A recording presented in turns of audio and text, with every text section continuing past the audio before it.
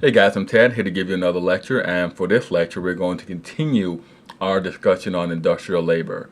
Now, before we begin our discussion on continue our discussion on industrial labor, I just like to do a quick recap to just touch on what we discussed in our last lecture.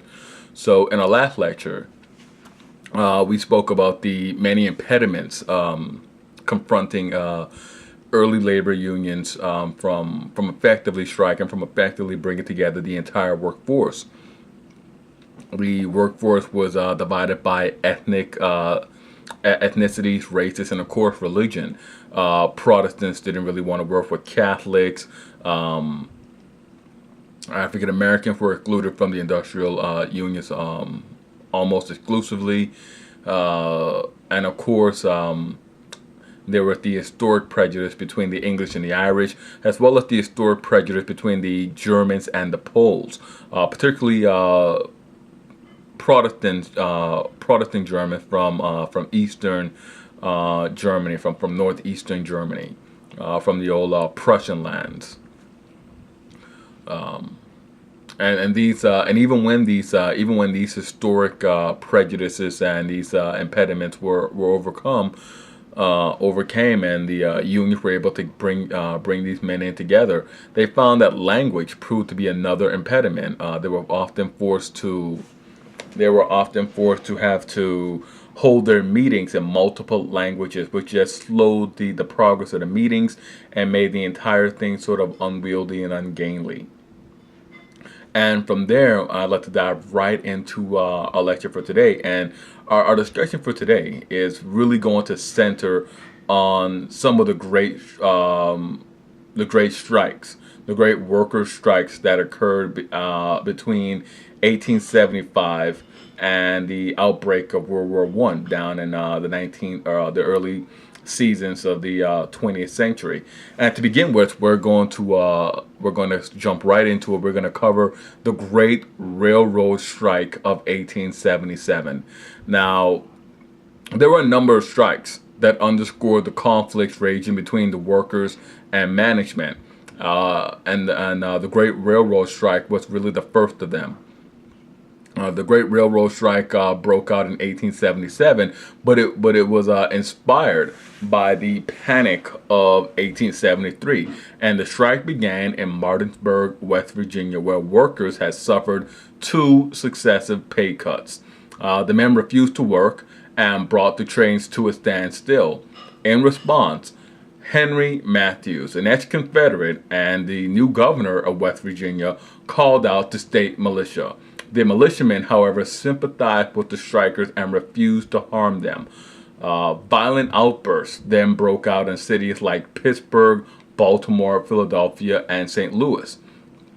And the worst of these outbreaks occurred in Pittsburgh, where the state militia had been called out by the governor. Now, the militia was overwhelmed almost immediately by the striking workers. The militiamen were forced to retreat into a roundhouse, and the roundhouse is a large structure that was used for housing inactive locomotives. The strikers were undeterred by the retreating of the militiamen, and they simply set the roundhouse on fire. The militiamen were forced out of the burning roundhouse, and they were forced to shoot their way out of this horde of strikers, killing more than 20 in the process. Now, most of the workers were not unionized and were subsequently forced back to work on the boss's terms.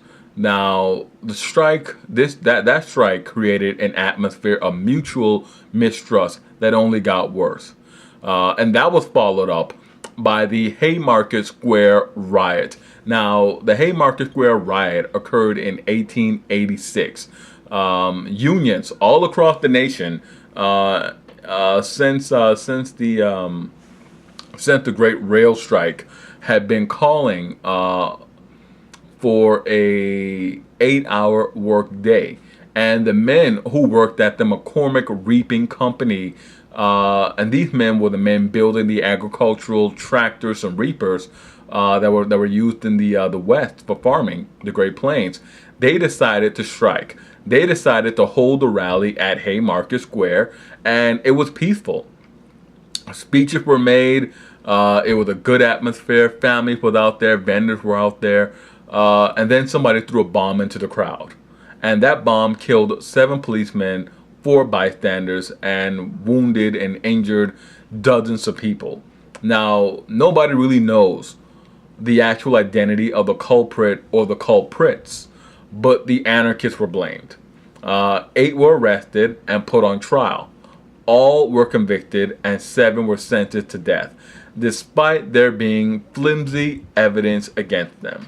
4 were executed, 1 committed suicide, and to the radicals, these men were martyrs. But to the conservative elements of the population, they were rabble who deserved their fates. Now Carnegie had merged his steel company with the Frick Coal Company, and he had done this to maintain a continuous supply of fuel for his steel plants. Now Frick was a tough and anti-union tradesman. He only wanted to be rich. He had little regard for his employees. He had little regard for the people beneath him. He was a true robber baron. The best definition of it. Frick and Carnegie provoked an incident with unionized skilled workers who were trying to get better wages and conditions. The Amalgamated Steelworkers Union were threatened by the innovations endorsed by Carnegie. They feared being replaced by less skilled workers and machines. Carnegie hated that he had to be brought to the bargaining table by these unions, and he resented the fact that they resisted all of his innovations. In 1892, a crisis erupted at the Homestead Works when Frick, with Carnegie's full backing, refused to negotiate a new contract for union workers. Frick then took the steps of locking the men out when they refused to take a pay cut. Frick went on to have the site fortified, erecting guard towers around the perimeter, and he used barbed wire fencing around the perimeter. He then brought in strike breakers and Pinkerton detectives. Now a running gunfight ensued as the Pinkerton detectives came down the Monongahela River.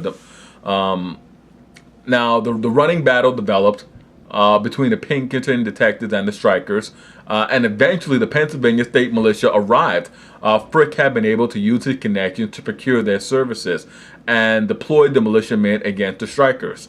The strikers, who had been successful in their battle against the Pinkerton detectives and had been fighting with the strike breakers, many of whom were African American, which created a sort of racialized atmosphere at the Homestead at the Homestead plant. The strikers were soundly defeated by the militiamen. The defeat at the Homestead steel plant cast a pall over all the steel workers unions, and the steel unions remained really marginal figures, backwater figures, until the Great Depression, when Congress passed a National Labor Relations Act that insisted that employers grant recognition to trade unions. Now, this greatly impaired the labor union movement in the United States. Now, the fourth of these great strikes, these great labor upheavals, was the Pullman Strike of 1894. This strike was engineered by Pullman employees, many of whom lived in company housing. Remember, Pullman had a company town, Pullman in Illinois, where he constructed those dazzling train cars. Now, the employees had their pay cut by Pullman, but Pullman did not cut their rent to match the pay reduction. Essentially, he was dealing his employees a severe double blow.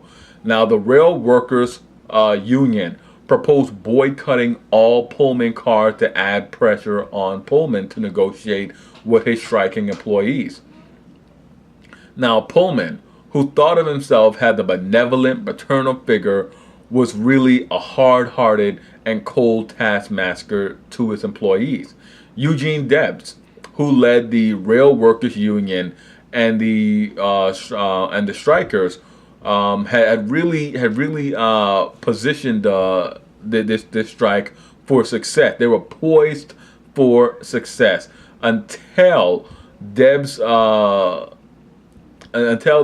was arrested. His untimely arrest was triggered because Debs had ignored a federal government injunction against impeding trains carrying the United States mail, which led to his imprisonment.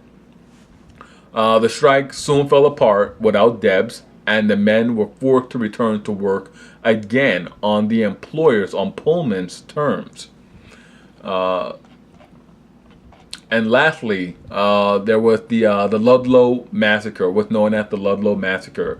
And this involved immigrant miners in Colorado. The miners were workers for the Colorado Fuel and Iron Company, which was an affiliate company of Standard Oil. Now, the coal miners were subjected to really trying conditions. Ludlow is very high up in the Rocky Mountains. The workers were subjected to long hours underground in an extreme winter climate, low wages. They were also confronted with low wages, and they suffered from a very high accident rate. Now, they were paid using company script in lieu of cash. And to add insult to injury, they were forced to use the overpriced company store, the only place they could redeem the company script. Now, the strike was directed by the United Mine Workers of America. And their list of demands included a check weighman to oversee the weighing of the coal brought up. There was evidence that miners were being cheated during the weighing process. They demanded an 8-hour workday and payment for dead work. Now, dead work was activities the miners were required to perform but not compensated for. They also wanted an end to payment in script. They wanted to be paid in money. They wanted to be paid in cash. The company, of course, refused, and the strike lasted through the winter of 1913 into the spring of 1914. The strike was punctuated by gun battles and atrocious actions. And really, those atrocious actions really came to characterize this strike. The worst event of the strike occurred as troops opened fire on the strikers. Militiamen opened fire on the strikers, and they also set fire to the tents. The workers, of course, had been forced out of company housing and were living in this sort of tent shanty town. After the fire was set by the militiamen, 11 women and 4 children died as a result of the fire. The Union leader was captured soon after, and beaten and summarily executed by the militiamen, who, after killing him, dumped his body on the side of the rail tracks. Now, the Ludlow Massacre was the deadliest event relating to industrial labor disputes. This led to an enormous public outcry in support of the laborers, of support of the strikers. And Woodrow Wilson, then President Woodrow Wilson, sent in federal troops and asked Congress to conduct an investigation into the events. Wilson had men from both sides arrested, and order was restored. Now, Rockefeller acted quickly, improving conditions at Ludlow and creating a system where workers were represented on conditions, and their advice was sought on workplace conditions and workplace safety. The Union later bought the site that the massacre had occurred on and built a memorial on it, and there's still a memorial there. The congressional investigation that led to legislation against child labor. The congressional investigation eventually led to Congress to enact legislation against child labor and in favor of an 8-hour workday. Now, the government often played a key role in how the strikes were resolved. If the local population and government sympathized with the strikers, they normally succeeded in getting their demands and seeing that their demands were met.